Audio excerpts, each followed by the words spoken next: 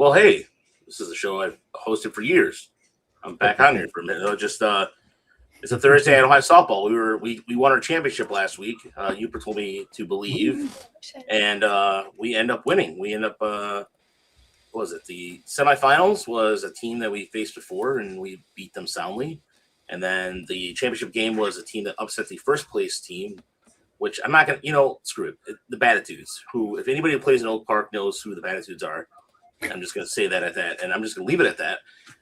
This is the same, this is the same team I talked about 2 years ago, or 3 years ago rather, that called somebody off the street on their roster. They were down 3, who didn't play all year, but they won the roster and they hit a 3-run homer to win and beat us. So, revenge. I love it. But it was not revenge the best way possible because we didn't get to play them, but nevertheless, it was nice to win. So welcome to one team has the trophy and the Batitudes do not. Yes, I have a quarter zip. That's what we got. We got quarter zips. We don't get trophies anymore. We get quarter zips. Nice. I like it. Very front office coded. Yeah, exactly. You can wear your trophy at all times. Yeah, it's the Scott Harris. It's the Harris wear. The Scott Harris special. Yeah, Scott. Yeah. So we get a quarter zip. So if you want to be like a softball front office person. Anyway, but it was a lot of fun, and it's the Tigers are off today until they play the start 3-game set with the Dodgers starting tomorrow. Some guy named Tarik Skubal. Tarik Skubal will be taking the mound, and there's this thing on talk radio, Hot Talk, or the hot topic is should you boo Tarik Skubal and 248, all that, and there's a lot of nonsense. There's a lot of nonsense going on, and Yooper came up with a really good show sheet, which I will promise I'll follow. But man, there's just some weird people right now on the whole Skubal front right now. So apparently the vibes are down. The vibes are in the ground, 6 feet under.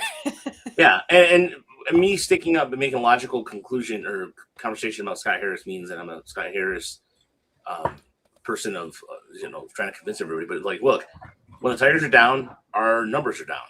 No one cares. Everybody's checked in with the Lions football right now. I was looking at our normal Tiger minor league report podcast numbers, and they're a little down right now. And because people just checked out on this team, there's some people saying this is the worst season they've seen. I'm like, what are you talking about, man? Those must be some really young people. Yeah. I will say it is one of the more frustrating seasons that we've seen in our lifetime. And all you have to do is point at the record and point at the run differential and go, what the hell? What happened? This is like a top 5 starting pitching unit. It's an average offense. The defense is bad, but it's like every time the bullpen could blow it in the worst possible situation, they did. And it's like, it just makes it feel worse than it actually is, if theoretically. I read somebody's tweet that said something about the bullpen, like their ERA in the 7th inning or later, if we're leading by 2 or less runs, the ERA is in the 8s, whereas any other situation, it's in the 2s, the bullpen ERA. I'm like, it's so crazy. Thank you, Matthew. Yeah. Because you look at the overall ERA, it doesn't look that bad, but then you put it in context, it's like, oh. Yeah. Baseball, the mental side of baseball is kind of weird like that. Some of it's just bad luck, right? But I was looking at Framber's ERA, and it's it's over 7 in the first inning and under 4 in every other inning. It's like, what? Why? And we know this happens to pitchers at times, right? But it's there's got to be a way to fix that, right? Yeah. But anyway. No, and the biggest takeaway this week too, the one thing that the offense has is just bad, is either feast or famine again. And even without the absence of Riley Green, there, I think the Tigers are now 2-12 without Riley Green. And so for everybody who was talking about the impact with runners in scoring position and all that, it doesn't really matter. I mean, it matters to a certain extent, but the way I wrote it was simply this: if you have Callahan and Clark in your lineup, that you can pitch whatever you want, and you can change your pitching plan where you don't, if you're not facing Riley Green, that's going to be an adjustment, right? I mean, that you can pretty much dominate however you see fit with these guys, and so it is really weird to kind of like that with Riley Green right now out to line up. So, here's the 3-2. Well, I think, and it's been over 10 days, hasn't it? Do we have a return? We don't even have a return date. Really in the month. That's kind of what I heard, right? But when you say feast or famine, they're putting 5 rookies out there on a lot of nights. And that pretty much is a definition that you're going to suffer some feast or famine when you have that many young players, even if one of them is Kevin McGonigal, right? So I understand why the vibes are down. I get it. I mean, I'm not going to call anybody stupid for not being happy with how this is going. Right. But I think, some people get a little carried away, and that's all right. I think overall the organization is in good shape. I wish the lockout wasn't coming because I really would be very, very excited for next year based on these young guys that they've been putting in the lineup and what we've been seeing out of them. I think looking forward to the future and over, the trade deadline and over the draft, they kind of filled some holes organization wide that they needed to fill. So I think we can at least be happy about the future. I agree. Speaking of the lockout, have any of you played that game that's going around? How to avoid the lockout, or I don't know what it's called. What is it? Yeah. No, yeah. I'll put in our disc. I'll put it in our chat. By the way, for anybody, I put it in our Discord last night. Everybody started playing. It's I forget the name of it, but it's like fairly realistic, right? It has all it deals with all the things you might deal with. They have like talking heads. You can do expansion. You can do revenue sharing, salary cap, all this different stuff, and then randomly in the middle of it, you can hook up with a hot woman. Yeah. It is. It's like, hi, I'm a reporter from CBS. Do you want to have some coffee? Like, what? Yeah. And then you're like, no, not later. And apparently it doesn't just need to be a hookup. Like I saw somebody post online that they ended up marrying her. I'm like, what? Oh my God. It's called It's called lockout2027.com. You can play it there. Yeah. I'll put it in the chat. I already put the tweet, but yeah, I haven't. Yeah. I played it once at work. I played it once, and then I realized I'm going to get in trouble. And what I mean by that is I'm going to start playing this the entire time, so I had to stop. And I was going to make a point to play it at home tonight, but that didn't happen. I did okay the I've first time. I've never heard of this. No, I got to check it out too. That'd be fun. I got an S tier grade the first time, and I hooked up with that woman. And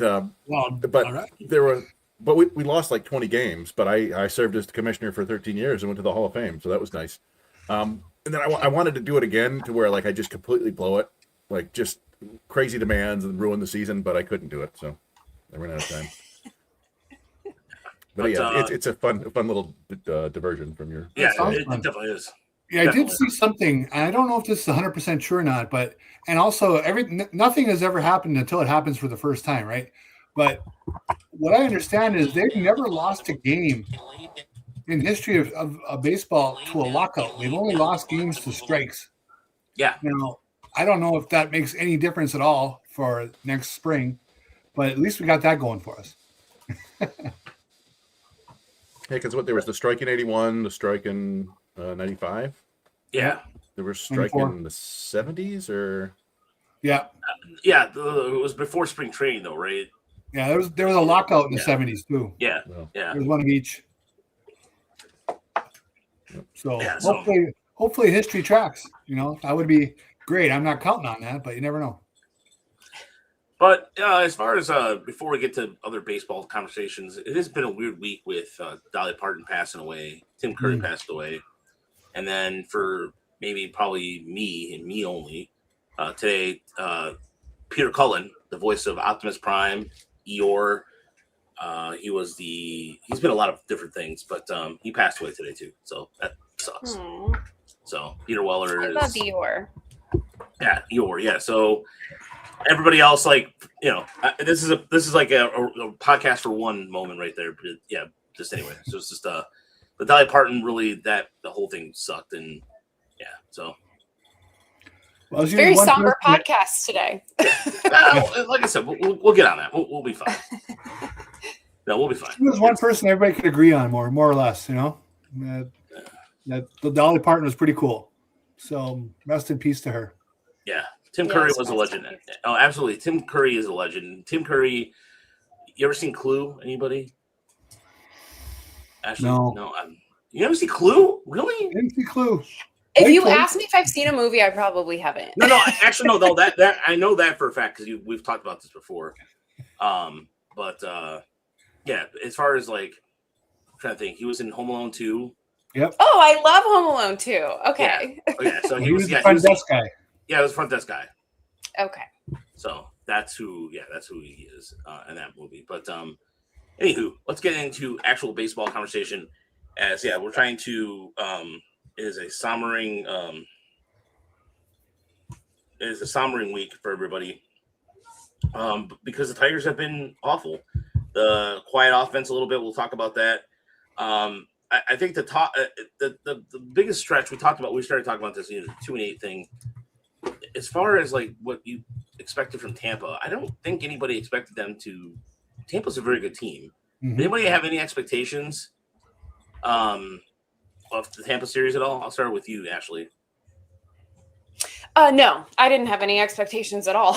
I think it's funny about Tampa because it's like every year it seems like they hit this period where they're just like unstoppable, but then it just abruptly ends. But this year I feel like they got everything clicking on all cylinders, like, from the pitching to obviously they have a pitching lab over there, but like from the rotation to the bullpen. I think Liam Hicks was a great pickup for them. They needed another bat in the lineup on top of just Aranda, Yandy Diaz, and Caminero. They picked up Liam Hicks. He's been great for them. I didn't have expectations really against them. I mean, they had been hot even before that, even prior to that. So no, I expected a sweep. So it was a pleasant surprise to win one. What about you, Yooper? Well, I always think that you can take a series 2 out of 3. The Tigers had gone down to Tampa a couple months ago and swept them. So it's not like they were overmatched from top to bottom talent-wise. They've proven they could beat them. But you would hope that they had, for whatever part of baseball that desperation plays for a team, you would think the Tigers were kind of coming into that series with a little bit of desperation to win a series and get things moving again.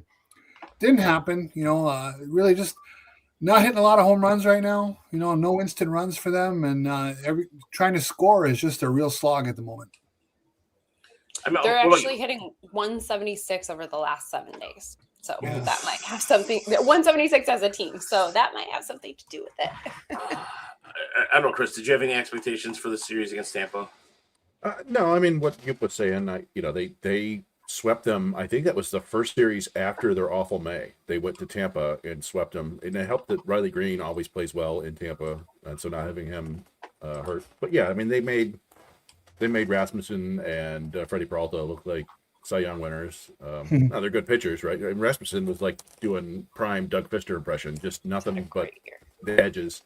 But yeah, I don't know. Like, we're gotten to that point where the young guys have kind of, like, Valencia has cooled off considerably. And, the Clark home run basically won him that one game. So he's holding his own. But, there's just really not a lot going on with the offense with Dingler struggling the way he has been. And correct me if I'm wrong, I heard about him having a potential concussion. People have speculated that because the slump and because he's like, losing challenges. And I'm like, there's no way they would let him play with a concussion. And I don't think you can hide that from somebody very well these days, because somebody, if you talk to somebody, they're like, what's wrong with you? So I don't know, like that would be a real malpractice on the Tigers' part if they were letting him play with a concussion. Like we see in the minors, they don't even let players, you get hit on the head by a curveball while you're batting, and it'll make you sit out the game just to be sure. So yeah. I tweeted some about that last week too. Exact same thing, Chris. He is giving them so many clues that you could be concussed that they would have been checking for it like crazy. I mean, there's no way he's getting away with it. So I think it's just boils down to he's in a slump. He's probably worn out. This has got to be pretty close to the most he's played in a given year. So what I wonder is they keep putting him second and third in the batting order. I mean, at what point do you drop him down and try something else? The batting order does not appear to matter that much to AJ Hinch, really, as long as you can mix and match the way you want. I mean, he does put his better hitters toward the top and the worst hitters at the bottom, but I see people talking about that all the time. Like, hey, why isn't he batting third? And it's like Hinch. Whatever they have going on behind the scenes, I think is more than just let's bat this guy first, second, third every day. So it's not working. Nothing's working, but I don't know. Yeah, I agree. You're not going to create magic instantly with a batting order change. I get that. And I'm not talking about, he's gone. If he had gone 1 for 11 and somebody was yelling about moving him down the batting order, okay, I would dismiss that.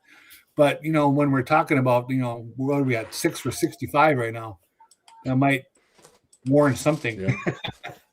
I'm looking it up on Savant right now, looking at the splits based on where he's at in the batting order. And really, when he's batting fourth is the lowest at 226. But other than that, it's all 250 and up. So I feel like he's just in a slump. Or something that's crossed my mind as well is last year we watched Glaber play through a hernia. Maybe it's something else. Maybe it's not a concussion. Maybe it's some other type of injury. Because one thing with Dingler, and I knew this wasn't going to last forever, but it seemed like in years past and even this year, he never really had a slump for over like a week. I mean, he would struggle for a week or so, maybe not even that, and he would be right back to mashing.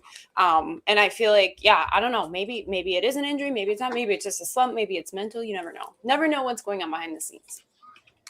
Well, just going down there a lot when Kerry Carpenter was banged up. Like, I think, Chris, you were down there earlier this year when we saw Carpenter kind of like say, "Oh, my hamstring's fine," and he kind of smiled. We were like, yeah.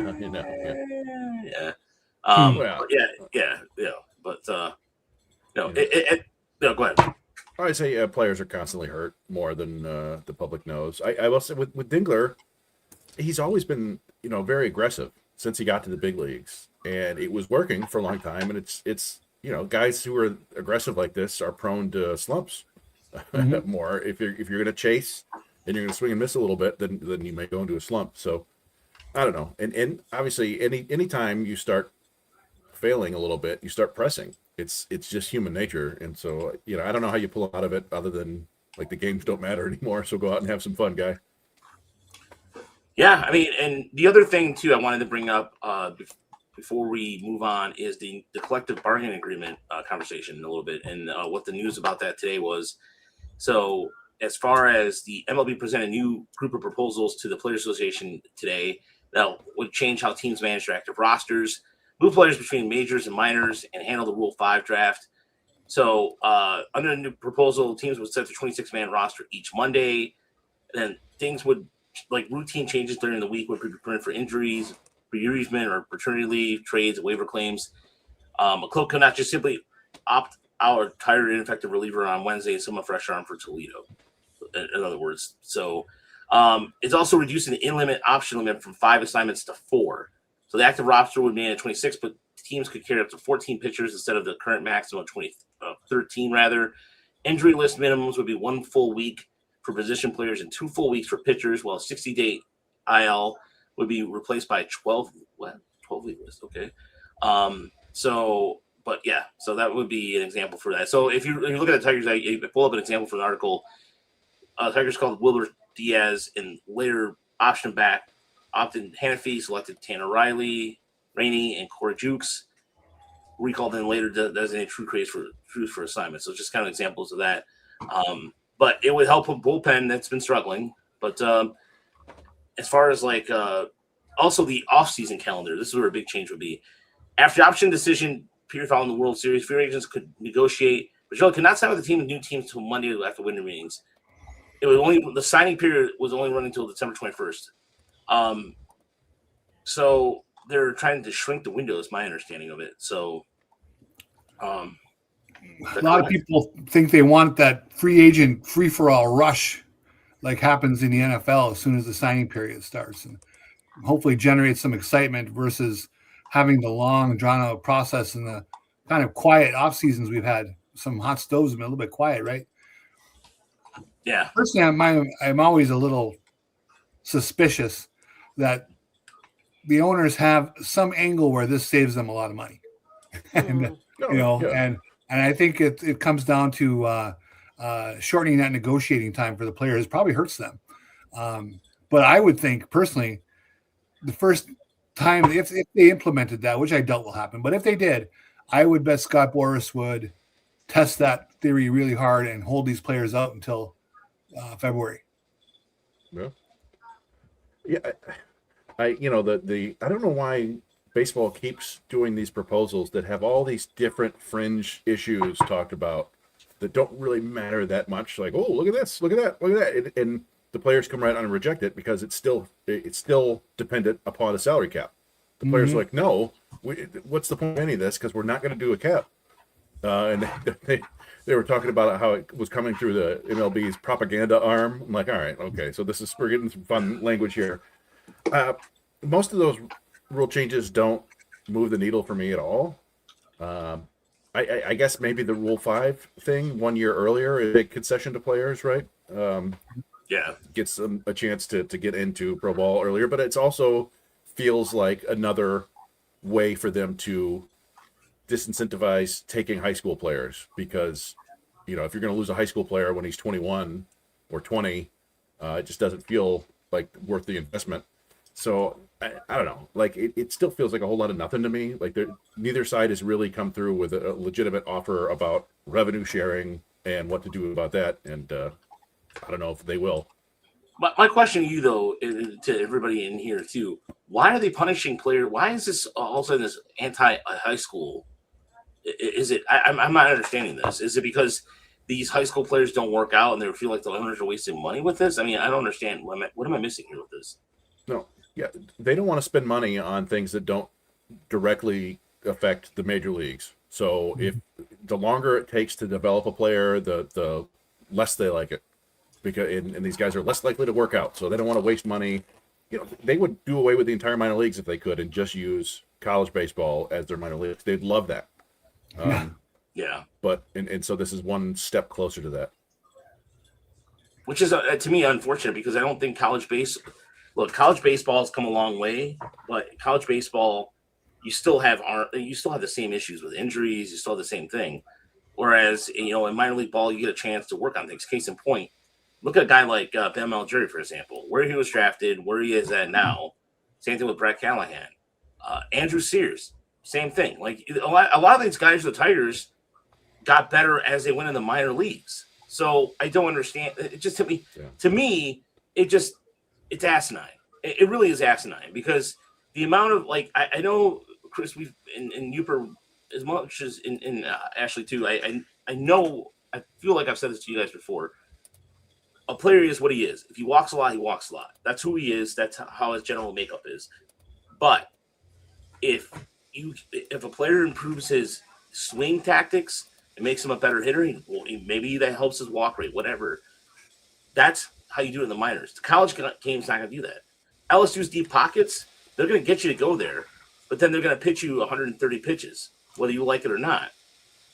You look at Michael Massey, case in point. He went out of the quote-unquote pitching factor that is Wake Forest, and he still hasn't he just pitched finally in the Bridge League, but it's, Daily Ninja Bees has it right.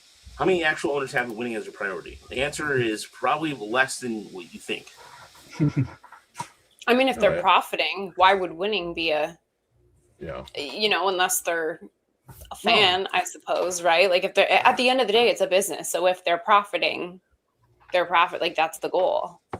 Yeah, I think a lot of them want to win because it makes them more money. I'm sure a lot of them want to win anyway, but it might not be the number one priority, right? The number one priority is to not lose money, and that's not happening. So, I don't know. Like it's a lot of bad faith proposals so far from both sides, honestly. So I don't know when they're actually going to sit down and do some real negotiating. Maybe it's in the off season, but.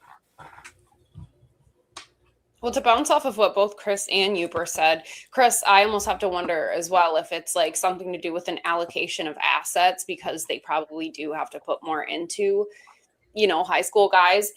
In turn, looking at high school guys, I feel like usually they're the higher ceiling players, high risk, high reward guys. Whereas you get a college player looking at somebody like Rock Chalowski, they're going to be a lot more polished. But thinking about like the colleges and the different coaches, and I don't think that there are that many colleges who are going to have coaching skill the way the minor leagues do, right? I mean, maybe a school like LSU, maybe a school like Texas, maybe a school like UCLA. And I'm sure I'm missing a few because I know a lot of the mid-majors have really good coaches as well. But so yeah, I have to wonder if it has to do with kind of allocation of assets and depending more on like NIL and like them making money that way. But then also I agree with Yooper as well. And I feel like it's a money grab by the owners and I don't trust it. Like, I don't know the ins and outs of it enough to really form a rock solid opinion, but I don't trust it. Well, and when you talk about the college coaches too, I mean, they all have incentives in their deals for winning. It has nothing to do with their freshman shortstop getting better throughout the course of the year. It's did they get to the College World Series? Did they win their conference and whatever? So I think the players will make some money with the NIL, but I think it's a bad situation for them. Certain players belong in the pros. Yeah, no, I agree. I mean, I think it'd be particularly rough on pitchers who don't have control. Right, like you think of Paul Wilson, the Tigers drafted in the 3rd round a couple years ago, I think. Yep. I'm just looking; he's got 29 walks in 21 innings this year in pro ball. They won't, they're going to put him out there every 6 days, no matter what, and they'll get him to his pitch limit, and then whatever. It's development in the pro ball. College pitchers or college coaches will not do that, and so Paul Wilson is just sit there with a left-handed arm that can throw 98 miles an hour. It'd spin 2 breaking balls and never pitch for anybody. So, and I guess if you were to flatten it out more, there'd be more schools with better players, and maybe it would thin out a little bit. But yeah, I just think it's the owners trying to pass off development to somebody else because it's much cheaper that way. I could see them just having AA and AAA teams. Their top prospects. Let them play in the minors and cut out all the lower levels and save money. I don't think that'll ever happen, but I could see them having discussions about that and fantasizing how much they save off of it. Well, I feel like they're moving a lot away from like human labor. I mean, look at like the Marlins. They just fired their entire pro scouting department because they're going for more objectivity based on analytics instead of like subjectivity based on scouts and what they think. I feel like that's kind of happening all around. Yeah, I think there's a handful of teams with no pro scouts anymore. Mm-hmm. Yeah, there was video. I think it was the Nationals don't have any pro scouts. I think what it was. The Braves. Yeah. Nationals, the Marlins just fired their whole pro scouting department. The Astros were the first team that I heard about doing that. But yeah, I mean, it's I don't know, it's iffy. Although I will say that I was sitting next to a scout who wasn't particularly interested at the Whitecaps game last night. He was an older gentleman. He had like the 80-point font on his phone for his texts. and I was cutting up video of Ben Jacobs like during the game, and I was like, I hope this scout doesn't judge me for not paying 100% attention. And I look over on his iPad, the one that's he's charting pitches, and he's just has his stock portfolio up. He's looking at his stocks. So I'm like, all right, this guy's checked out. Then he was done by the 7th inning, so it's getting late in the season for everybody. But anyway, neither here nor there. It was just kind of funny hanging up. But yeah, I don't know. We talked. I think one of the earlier proposals, the owners came out and said, with this, we guarantee we won't get rid of another minor league level, which makes you think like, well, okay, so that is something that they've considered. And Roz and I have talked about it forever. With the idea that maybe West Michigan eventually becomes a AAA affiliate for the Cubs, the White Sox.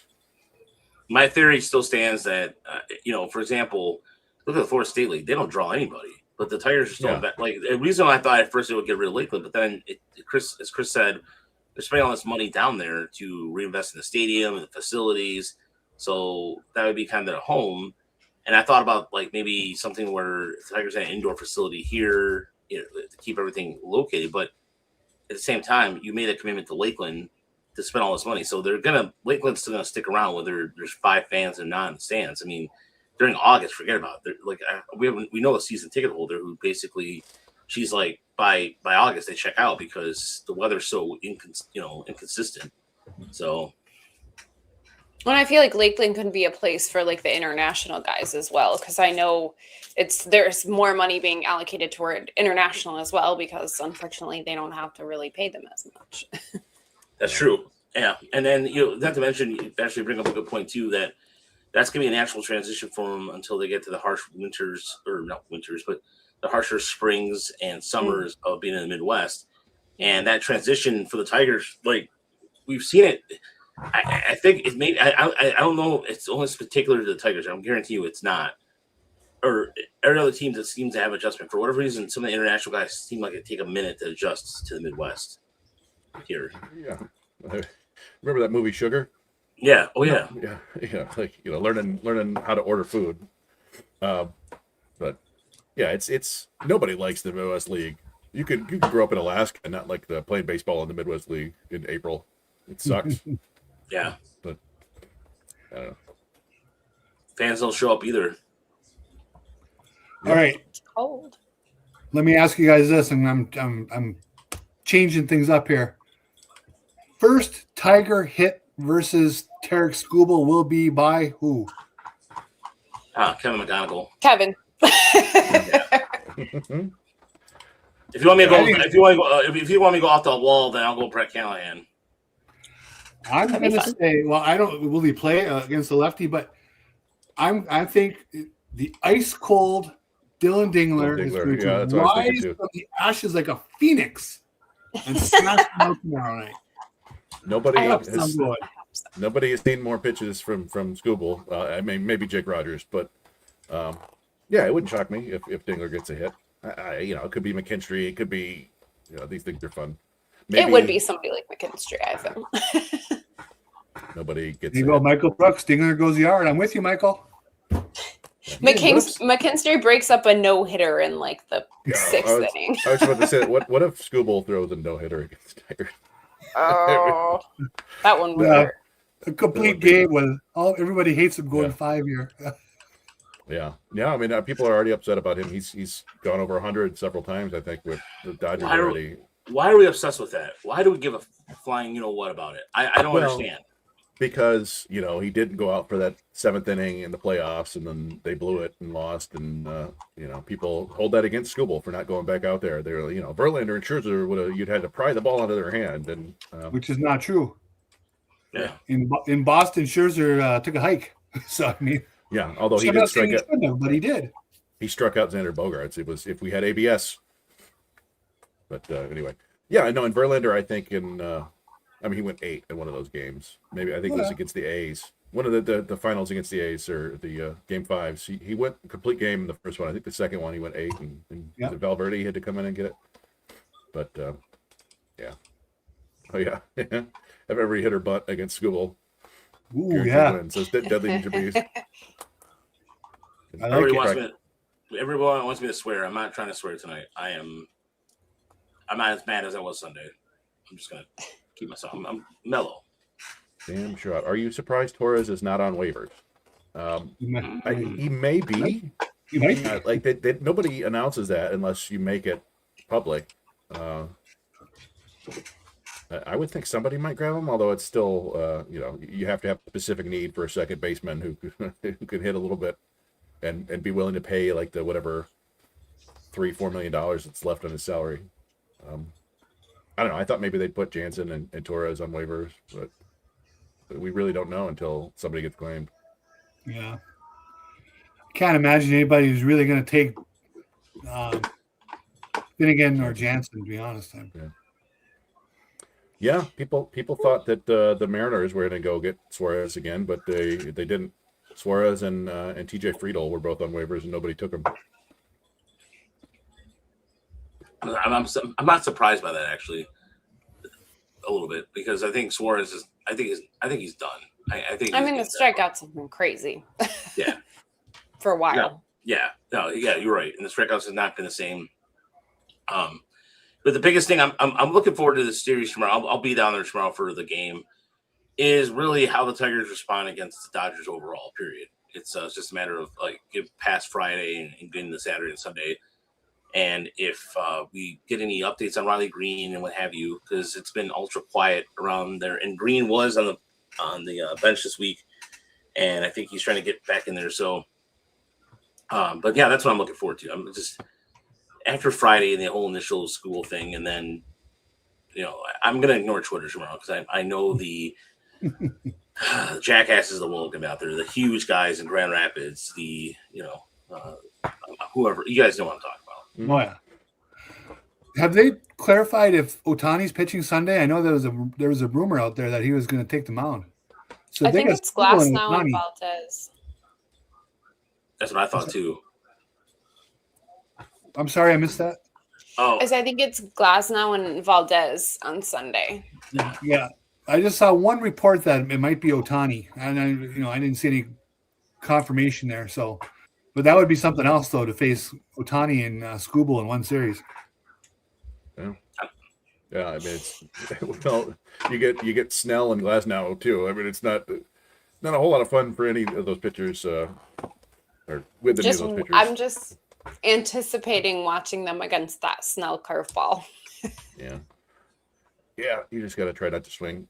But there's another guy. But he can throw out for glove strikes too, so it's like there's another guy who never worked very deep into games until he did a couple times. But yeah, it's going to be tough series for the Tigers. It's gonna be a bummer probably, but who knows?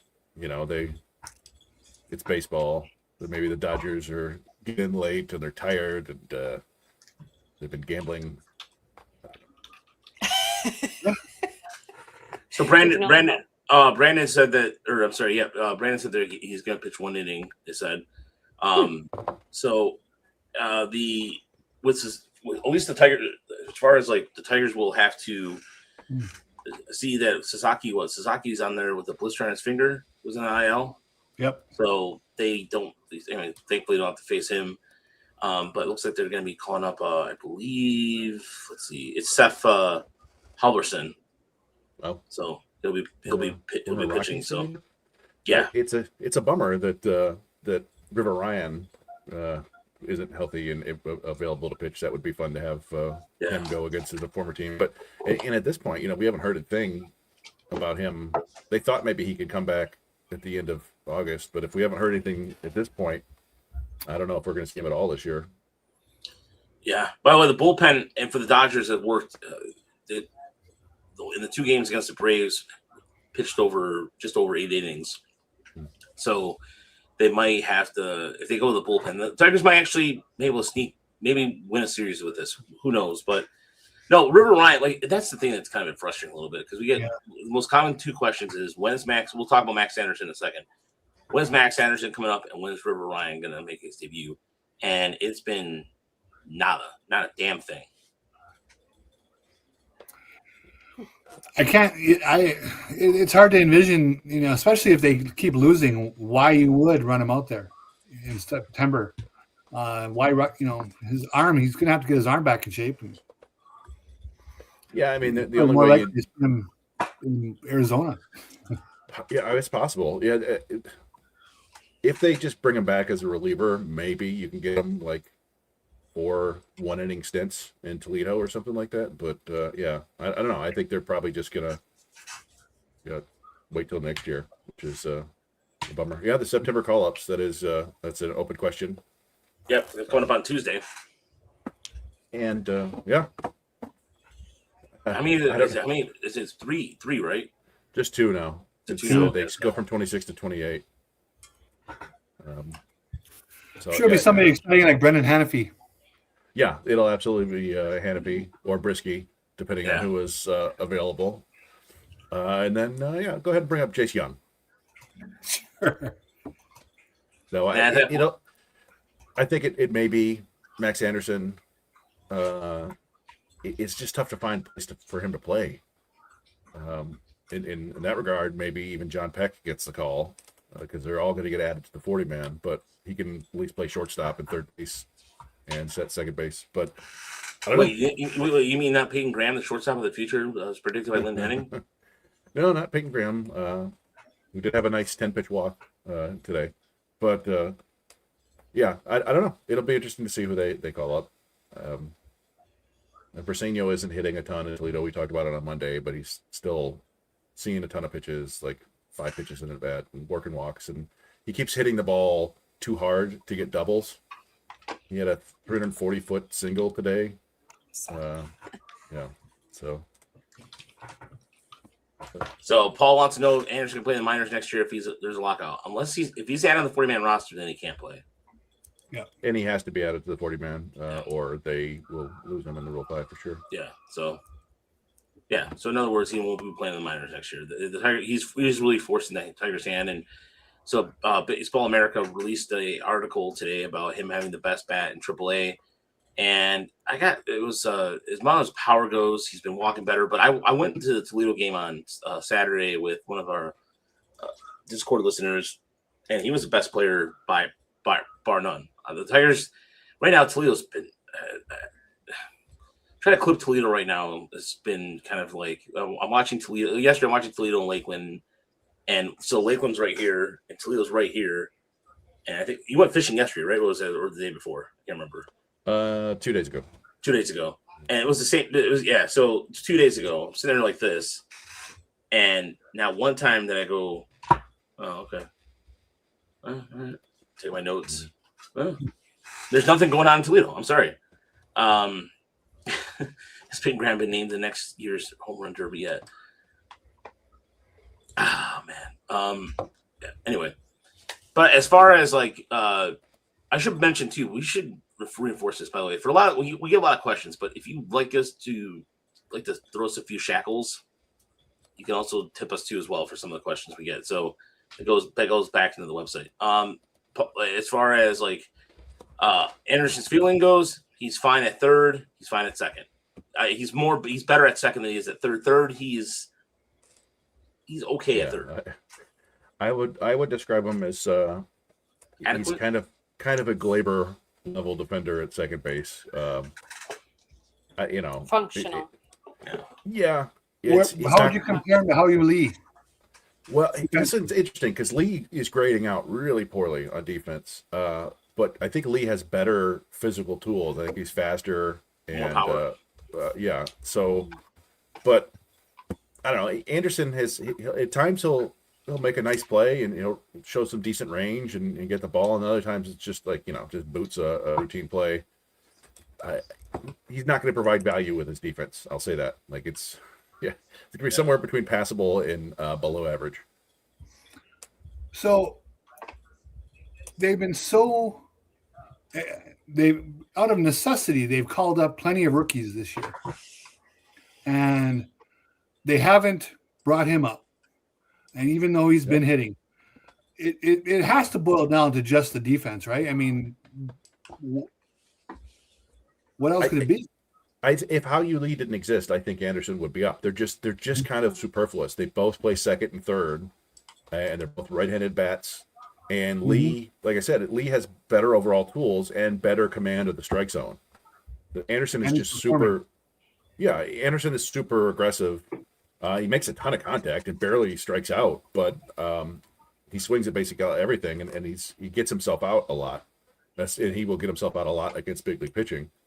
So it's just like between those two, if Glaber were hurt again, they would probably call up Anderson. If Lee got hurt, I think they would. But it's just like there's really. They haven't played him at first at all. I think he played some first at Nebraska, and I don't think he has the foot speed to handle an outfield corner. So he's just kind of stuck there. I don't know that he has enough power to profile as a first baseman either. No, there's a little bit of like there's some tweener there because he has decent raw power, but his swing path and his spray chart, he doesn't pull the ball in the air very often. It's a lot of fly balls the opposite field and to right center or to dead center, and a lot of ground balls. And so it's just a really tough profile. It's like a guy, he was named the best hitting prospect in AAA by opposing managers, but it's like there's like this tiny sliver of where it could work. So I don't know. He's always been really tough for us to rank.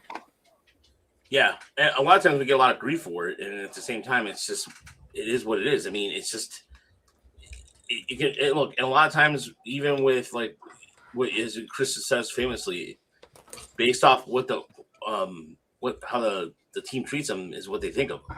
Yeah, so, and also how the rest of the league treats him because he's been pretty hot at the last two trade deadlines, and obviously no one came to get him either. I did hear though that there was some teams interested, and the Tigers said no. Oh, okay. So I did hear that. I can't say what teams they heard, but I did hear that.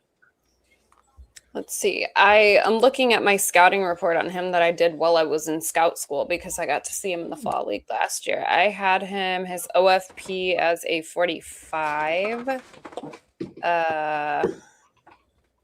Yeah, I had the hit tool at a 50, and then I had the power at a 45. But I feel like, with like again talking about the profile, right? A second baseman has to hit, not necessarily have a ton of power. Corners usually have power, so he doesn't necessarily profile. Well, he doesn't profile as a first baseman. Profiles more as a second baseman than he does a third baseman. We have such a packed infield. It's like you said, they're going to have Lee because the tools are louder. Yeah, and a 45 OLP is a sort of fringe average big leaguer. Sorry, yeah, so like a platoon guy, like a platoon player. Yeah. A platoon player on a contending club or an everyday player on a non-contending club. AKA the perfect Oakland or perfect athletic. There were, I don't know if it was last year. I used to compare him to Dawel Lugo, which people did not like, and that's probably not quite fair to Max Anderson. I think he's a better player than Dawel Lugo, but it's kind of a similar profile. It's just detrimental contact hitter.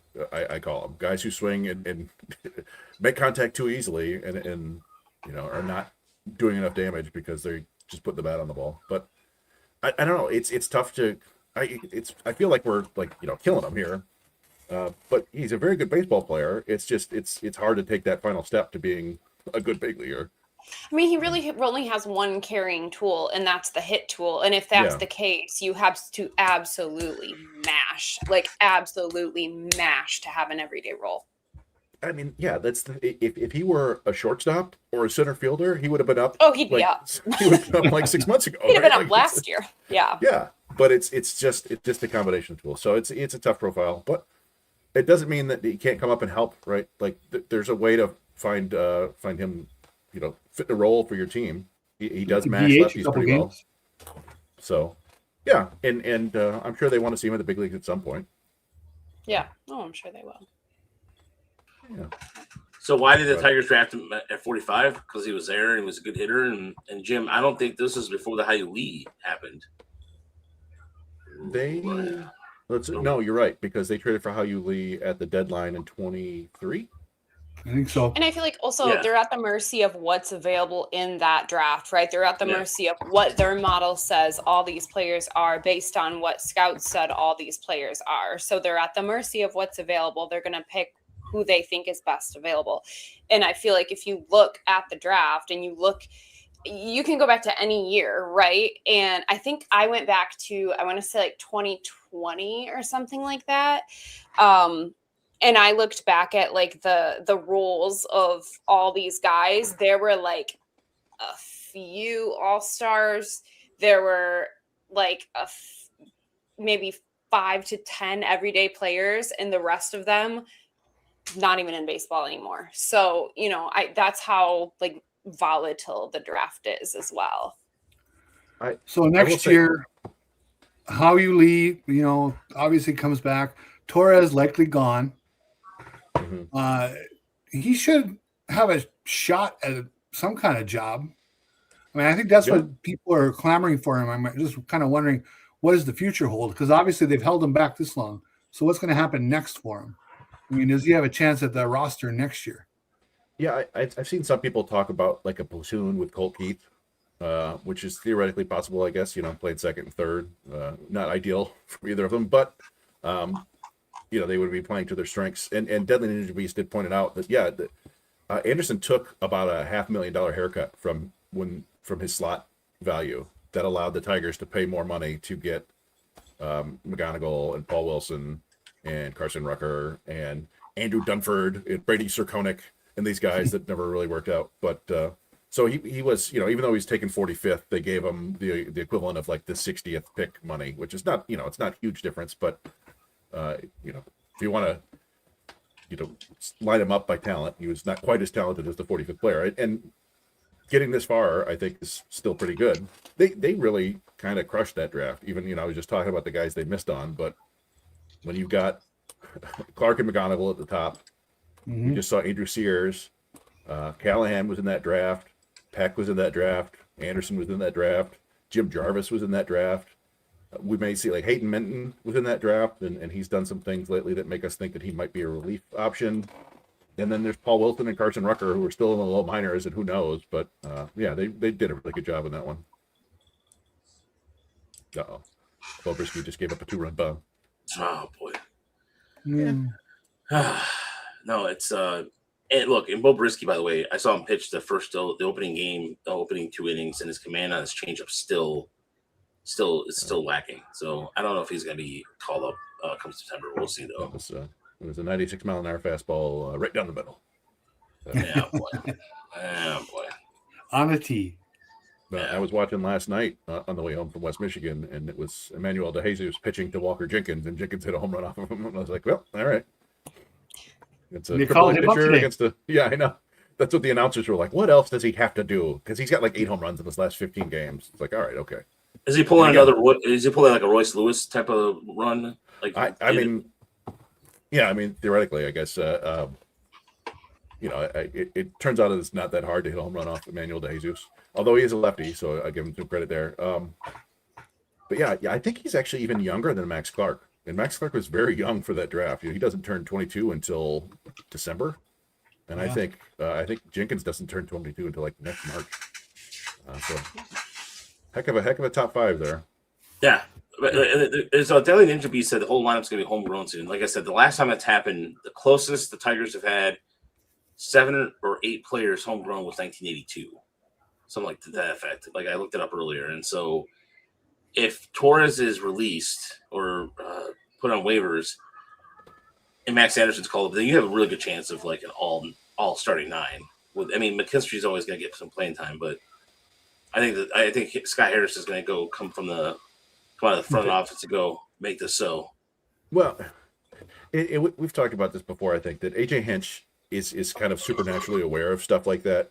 Yes, he is. You see it in like spring training. He'll bring a random minor leaguer to a game, and it turns out like, oh, that's where he grew up, or his best friend is pitching on the other team. We're like, okay, he knows about all this stuff. So if there's a chance for them to have 9 homegrown players in a big league game, they'll do it at some point. Yeah, and probably this year, if depending on who gets called up. This is the closest. This is the closest they will ever have to it, because, and that's the thing. Like the argument that the minor leaguers are not contributing and this is ridiculous kind of cracks me up a little bit, because I don't understand. I thought you wanted a good farm system. I thought fans wanted that, and I agree with some people. Yeah, you don't want to have so codependency on it. Use your farm system for value, prospect trade value, what have you, but just ridiculous. Just the amount of like, well, the Tigers shouldn't do this and do that. They're there for a reason. I don't know. Just tell them to apply for a job. There you go. They think they can do better. Apply for a job. Yeah. If you're not winning, everybody's going to complain about everything. It's if you have a great farm system, everybody wants you to sign the big player to put you over the top. And then when you sign the big player and they don't play well, you did a terrible job and you wasted all this money. And when the farm system isn't good, you have nobody to trade, so you can't help us on the edges. It's not everybody can be the Dodgers, and have their weird circular money scams and $450 million payroll with a top farm system in baseball. But anyway. Yeah. No, and like I said, Jim, we're all with you on that. Like for the sake of the Tigers have done a good job of getting a farm system together that's getting players to contribute. So there you go. Anything else tonight before we wrap it up tonight, ladies and gentlemen? I wanted to talk a little bit about the power, where this power is gone, but we probably don't have time for that. We can hit that up another night. But, I was going back looking. Green, Carpenter, and Torkelson last year, 92 home runs between the 3 of them. And they're not going to get to 60 this year. So it's when people talk about the offense, where to go, I think that's start there and keep looking for more reasons. I think Riley changing the approach had a lot to do with him losing some home runs to be getting on base more, right? Kerry Carpenter has just been hurt. Yep. And Torque is having trouble making contact, which is kind of just who Torque is as a player. So I was looking this up because I like to torture myself and trying to find the lowest career WAR ever for somebody with multiple 30 home run seasons and the lowest career OPS plus of somebody with multiple 30 home run seasons. And it's Spencer Torkelson. 2.3 career WAR, 101 career OPS plus. Hitters like Spencer Torkelson don't get to play this much unless they're the number one overall pick. And it does feel like it's got to be coming to an end soon. Yeah. I think so. Yeah. I look, there's a lot of roster decisions. I will say this. I'm going to make this declaration here on August 27th. I think we're going to see, and I said this to Chris earlier today, between the minor leagues and the 40-man roster, I think there's going to be some huge turnover. I really think they're going to have to make some tough decisions, and they're going to, because the Tigers have the amount of Rule 5 guys they have to make decisions on is crazy. But at the same time, I think the courses ran clear with Spencer Torkelson. I know people are talking about, it is a really good stat there, Jim, by Chris there. The amount of, if you look at it this way, if you look at Jemai Jones, for example, change of scenery is done well in Boston. It could be the same thing with Spencer Torkelson. And then you know what's going to happen if that happens. If Torkelson started hitting and doing well, then they'll just say they'll blame the hitting coaches, they'll blame everybody else, and the cycle repeats itself. But He should really, go to Colorado, hit 40 bombs. That'd be sweet. bat 210. That's cool. Yeah, do you want to know some of the other names, the other close people with multiple 30 home run seasons? yeah. Franmil Reyes. Franmil Reyes has 230 home run seasons with 2.7 career WAR and a 109 OPS plus. So Torkelson is a Franmil Reyes style player, except as a first baseman. Chris Carter, you remember Chris Carter? Oh, yeah. Yeah. You got Ron Kittle. Ron Kittle. Oh, Ron Kittle, former catcher for the White Sox, right? Yeah. Final out of the Jack Morris no-hitter. Yeah. Pedro Alvarez, remember him? Vanderbilt. Vanderbilt. He was third overall pick in the draft, I think. By the Pirates. In that one, infamously, they Oh yeah. Was that the Littlefield draft? Or one of Littlefield's drafts or no? I don't think so. I think this was 2005, somewhere around then. The story about I think you're right. Maybe 2008.